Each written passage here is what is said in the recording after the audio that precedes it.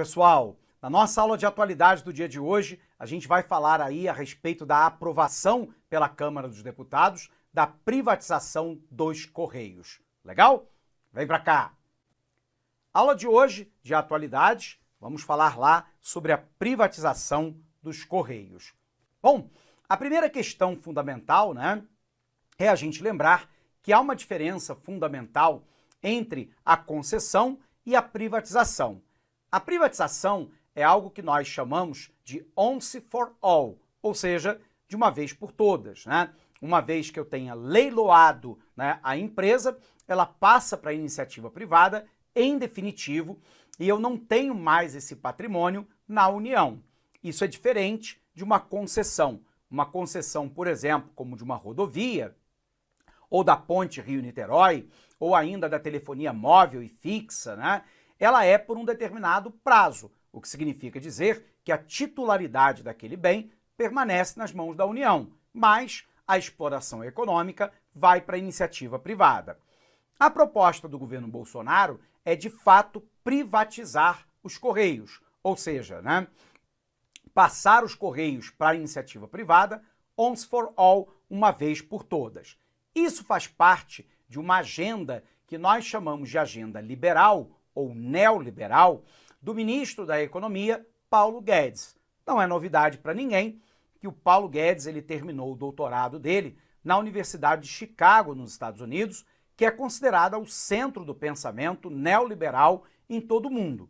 E o neoliberalismo, ele parte do pressuposto de que o Estado ele não deve intervir na economia, de que todas as vezes que o Estado intervém, ele acaba criando ônus para os agentes econômicos, destruindo o sistema comparativo de preços, e isso é prejudicial à eficiência econômica. E, portanto, o Estado deveria ser um Estado mínimo, também chamado de Estado minimalista, cuidando apenas das funções típicas de Estado, como, por exemplo, a soberania nacional, garantida pelas Forças Armadas, a segurança interna, garantida pelas Forças Armadas e pelas Forças Policiais, dirimir conflitos baseados na lei através do Poder Judiciário, dar garantia aos contratos, dar garantia à propriedade, alguns pequenos investimentos em áreas como saúde e educação, e todo o resto poderia e deveria ser passado para a iniciativa privada,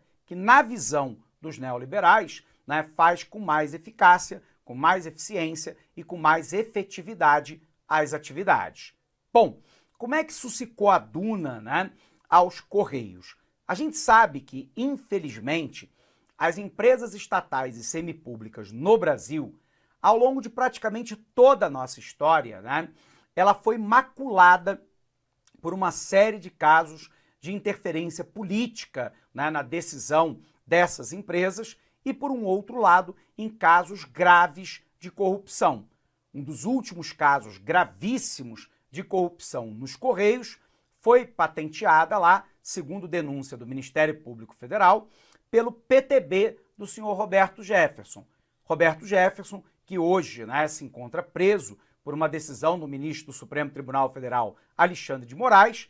Roberto Jefferson, que já foi da base aliada tanto do governo Lula quanto do governo Dilma, ele dá uma grande guinada à extrema-direita no nosso país e durante o governo Dilma, ele é que havia indicado o presidente e os diretores lá dos Correios. E aí houve uma série de casos de corrupção envolvendo lá os indicados pelo PTB e por Roberto Jefferson, o que não significa, obviamente, dizer que houve alguma participação de Roberto Jefferson ou do PTB nos casos de corrupção dos Correios. Não é isso que nós estamos dizendo. Nós estamos dizendo que os indicados do PTB estiveram envolvidos em casos de corrupção e caberá ao Ministério Público Federal e ao próprio Poder Judiciário julgar se houve beneficiamento de outros que não aqueles diretores ou presidente da estatal.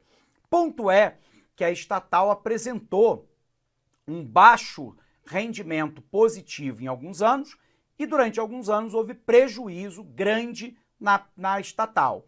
O resultado é que, diante desse quadro de ineficiência da empresa, o governo Bolsonaro resolve, então, pela privatização.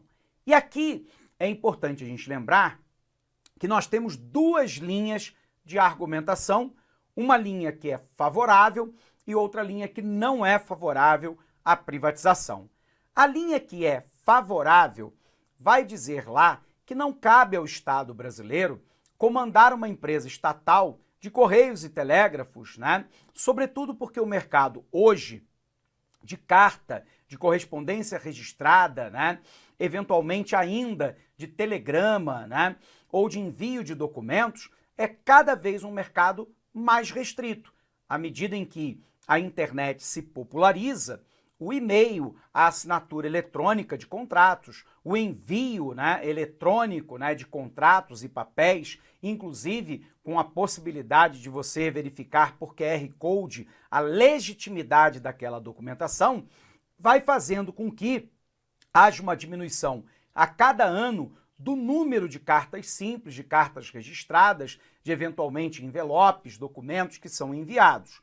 O grande desafio hoje é a logística de entrega do chamado e-commerce, né? Que é o comércio pela internet, que, aliás, teve um grande salto, sobretudo nesses 2 últimos anos de pandemia.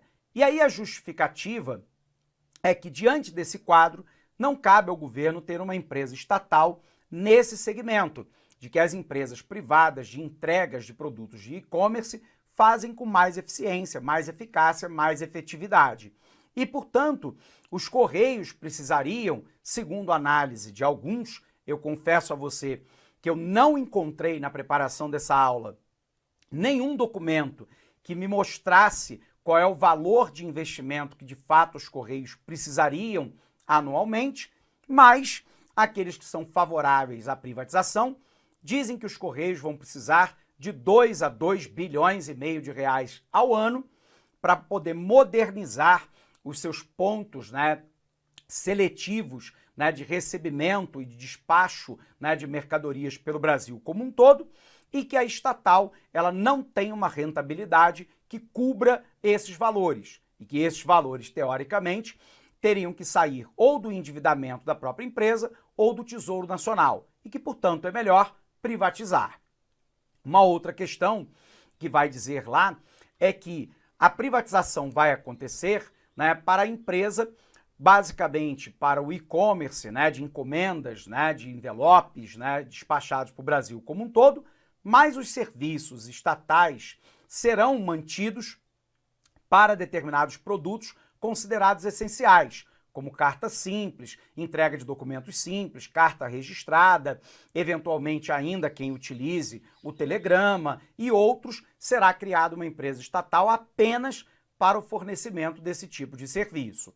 E, portanto, a grande crença daqueles que são favoráveis à privatização é que isso atrairá investimentos, vai gerar emprego, renda, modernização, né, na entrega dos Correios, e isso poderá dinamizar a própria economia brasileira e fazer cair os preços para o consumidor final.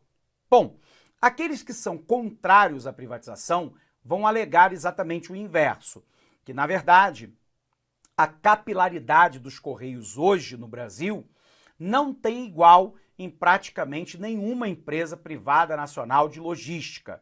Os Correios estão presentes nos 5.550 municípios do Brasil.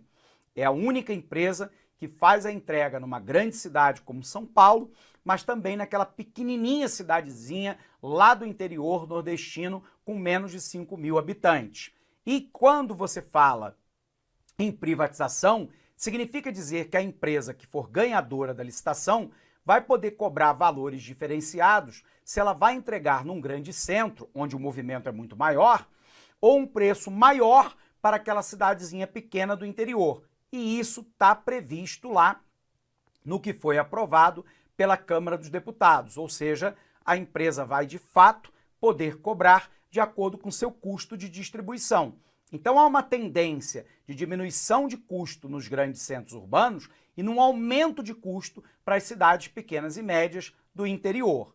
A outra questão daqueles que são contrários à privatização é que eu vou estar transferindo para a iniciativa privada a menina dos olhos, né, do setor de logística, que é o e-commerce, e vou deixar com uma empresa estatal, que, portanto, vai continuar onerando o Tesouro Nacional, a entrega de carta simples, de carta registrada, de envelope, de telegrama, de serviços essenciais, né? E, portanto, isso não faria sentido algum, né? Você transfere aquilo que é lucrativo para a iniciativa privada e fica com aquilo que dá prejuízo, né? Por um outro lado, hoje, os Correios trabalham com aquilo que nós chamamos de subsídio cruzado, ou seja, ele cobra um valor mais alto para as pessoas e empresas que estão nos grandes centros urbanos para poder cobrar um preço relativamente mais baixo para quem mora no interior. Com a privatização, esse subsídio cruzado deixa de existir e, portanto, de novo, isso pode encarecer e muito, né, a entrega de produto para pequenas e médias cidades no Brasil, que são a maioria. Olá, meus amigos, minhas amigas, eu sou o professor Lac e com muito prazer, muita satisfação, estou aqui para apresentar uma grande proposta pedagógica para você. Mas antes disso, eu gostaria de pedir para você desculpas porque estou interrompendo o seu vídeo. Mas esse vídeo, essa videoaula é uma aula demonstrativa para você conhecer o potencial da LAC Concursos. Nós aqui da LAC Concursos somos um site especializado em concursos públicos, principalmente na área de segurança pública do estado de Mato Grosso. E nós preparamos vários cursos online específicos para vocês. Este vídeo é um vídeo destinado para aquele que sonha ser soldado combatente da nossa gloriosa Polícia Militar ou do nosso Corpo de Bombeiros Militar. Então, nosso curso é 2 a 1. Ah, professor, tem matérias comuns? Sim, 80% são disciplinas comuns.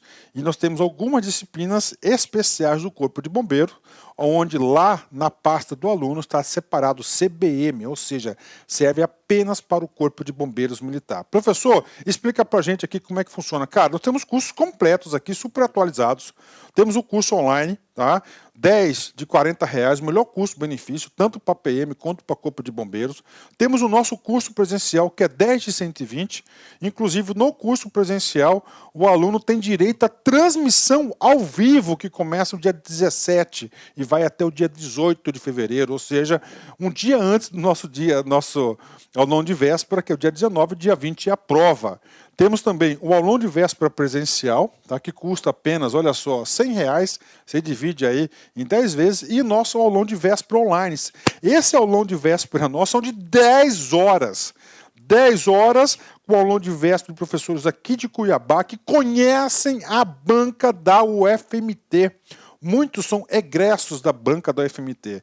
Então, galera, olha só, vem estudar conosco, que aqui eu tenho certeza que a maioria esmagadora dos alunos aprovados no concurso da Segurança Pública serão alunos da LAC Concursos. Eu garanto isso para vocês. Meus amigos, vem estudar conosco, fique com Deus. Tchau, tchau.